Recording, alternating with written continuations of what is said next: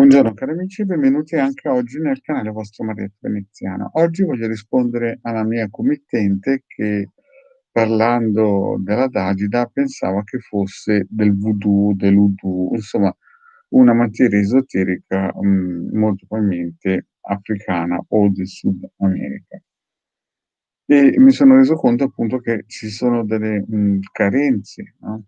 Carenze nel senso che molte persone quando vedono la statuetta rossa che il Marietto espone nei vari social pensano che sia una materia esoterica dell'emisfero sud, o diciamo che si usano forze basse astrali, insomma situazioni un po' particolari. Invece la Tagida teoricamente è della notte dei tempi e si potrebbe definire l'Adagida salomonica, quindi come minimo è una materia che ha più di 3500 anni, una materia esoterica. Ma il Marietto ha avuto a che fare solo, diciamo, di persona 2 volte con degli attacchi voodoo, uno da piccolino quando avevo 20 anni, che me ne ha liberato una signora che il mio vecchio adottivo aveva chiamato perché vedeva che in casa certe cose non andavano. Invece uno nel 2005, quando, avendo questa attività per a riallineare il peso, facevo sempre un percorso di 2 chilometri a piedi per andare a lavorare.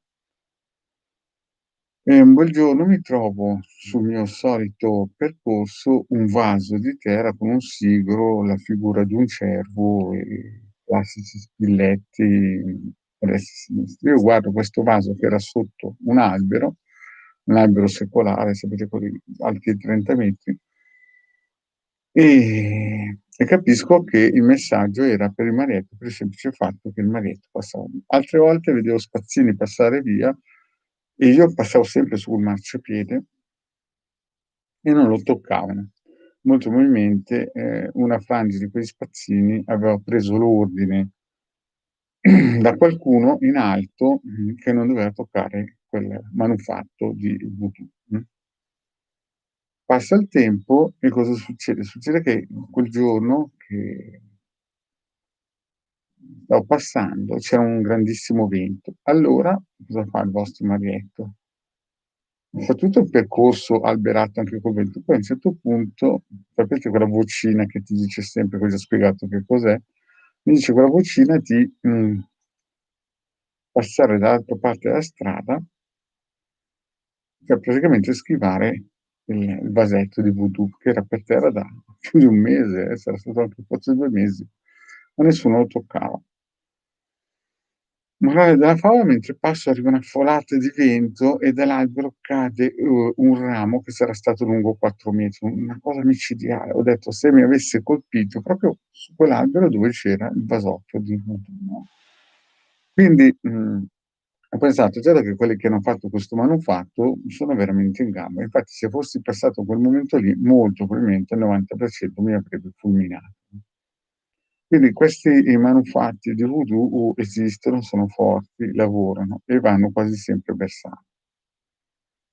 E questo è un caso in cui io ho incontrato proprio una situazione viva, no, ho trovato sulla mia pelle che la cosa funziona. Io non so che poi fine hanno fatto quelli che hanno fatto questo manufatto, però sta di fatto che non di quei manufatti lì non ne ho più visti, no. Invece l'Adagida che cos'è? L'Adagida è uno strumento che si usava principalmente in guerra. Ne ho usato in guerra, chiaramente da chi sapeva usarlo, per manipolare il pensiero, dei responsabili dei generali, mettiamola giù così. Fino al 1700 i generali erano parafulmini, poi c'erano gli ingegneri militari che venivano chiamati, almeno in Germania, Bertoldo, per poter in un certo senso influenzare a far mosse sbagliate l'avversario, no? E quindi, fondamentalmente le Dagide venivano usate per colpire fino al 1700 i portavoci o gli ingegneri militari dei generali, no, questi Bertoldo. E quindi, Cosa succedeva ai fini pratici? Ai fini pratici, si instaurava un meccanismo di collegamento fra questo pupazzetto che deve essere battezzato, valorizzato e consacrato al corpo eterico del bersaglio. Quindi si cercava di influenzare in senso negativo l'avversario che generalmente, come ho detto, si usava in guerra per poter fare in modo che facesse e prendesse decisioni sbagliate.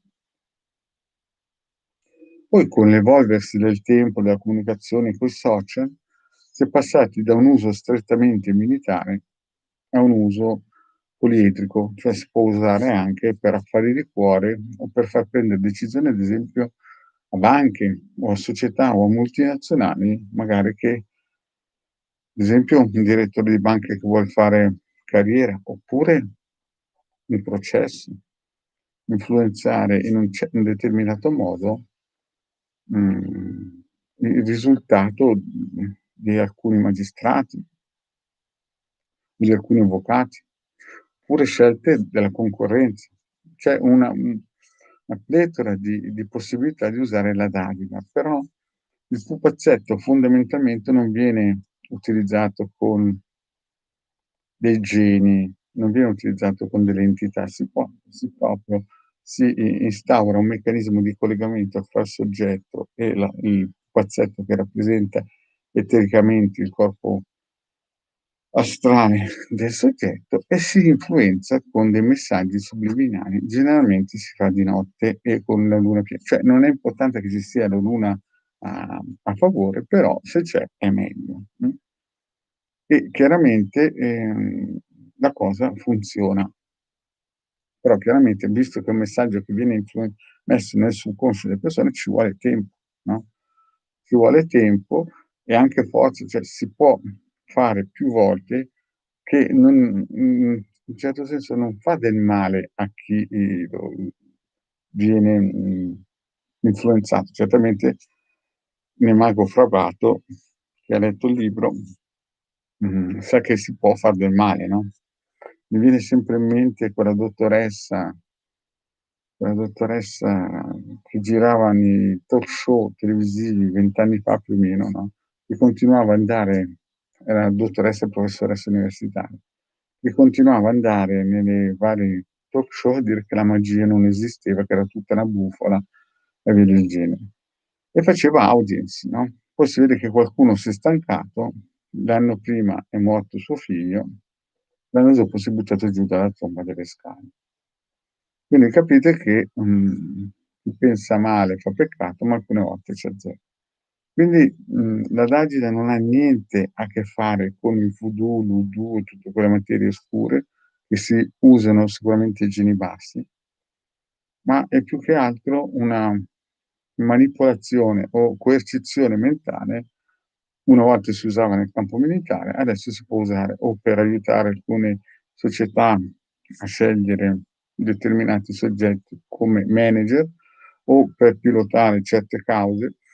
Chiaramente poi l'esoterista deve prendere coscienza che, la causa deve essere giusta, nel senso che se uno va da un esoterista ed è un delinquente, chiaramente poi sta nella qualità dell'esoterista scegliere o meno di patrocinare, nel senso di prendersi a carico l'operazione magica. Oppure viene fatto per il cuore.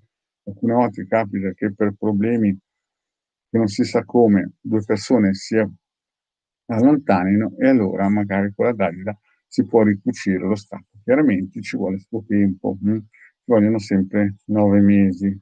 Chiaro che nel campo militare si parte sempre in guerra 30 anni prima e si incomincia a lavorare di conseguenza. Bene cari amici, io penso di aver dato piccole indicazioni su da comunque la dadita quando è lanciata funziona sempre per il semplice fatto che quando qualcosa viene incollato nel subconscio voi sapete che lì resta e lì non si muove più. Bene cari amici, grazie per avermi ascoltato e alla prossima, grazie. Ciao.